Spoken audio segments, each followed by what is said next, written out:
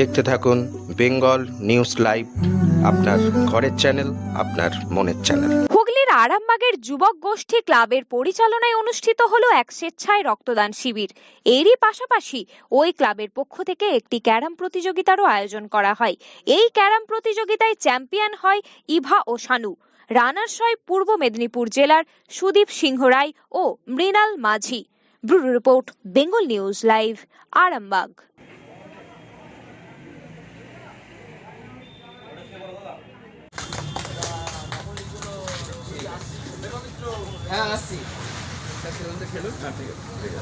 Arambagh block যুবগোষ্ঠী club এবং বিজয় ক্লাবের পরিচালনায় যে 64 দলের সারা বাংলা ক্লাব প্রতিযোগিতা আরম্ভ করছি। এই মাসে তার উদ্বোধন আমাদের এই মঞ্চে উত্তর হব।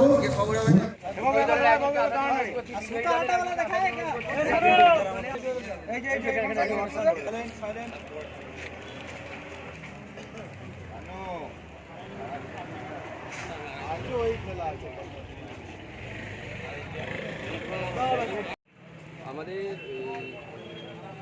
2020-21 মানে 2020 কোভিড গেল, এর ফলে মানুষের মধ্যে একটা জনসংযোগ একটা বিচ্ছিন্ন হয়ে যাচ্ছে।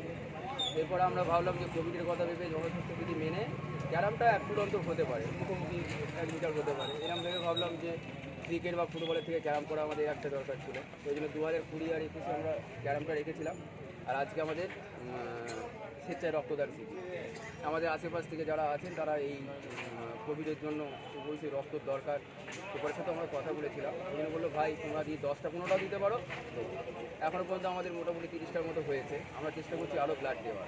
কোন কোন জায়গা থেকে মানুষ এসেছে? এখানে এসেছে আমাদের তিরুল থেকে আছে, বাঁকুড়া থেকে এসেছে, এবং যারা কর্মটা মানুষ যারা এখানে কাজ করতে আসেন তারাও এসেছে।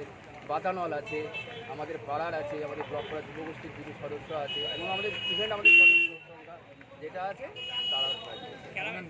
আমার নাম পবিত্র। ক্যারামে কতজন অংশগ্রহণ করেছে? ক্যারামে অংশগ্রহণ করেছে 64 টিমের অংশগ্রহণ, তার মধ্যে 52 টিমের খেলা হয়েছিল। যে টিম হয় সেই টিমের আছে man of the match, man of the series, কিছু দল,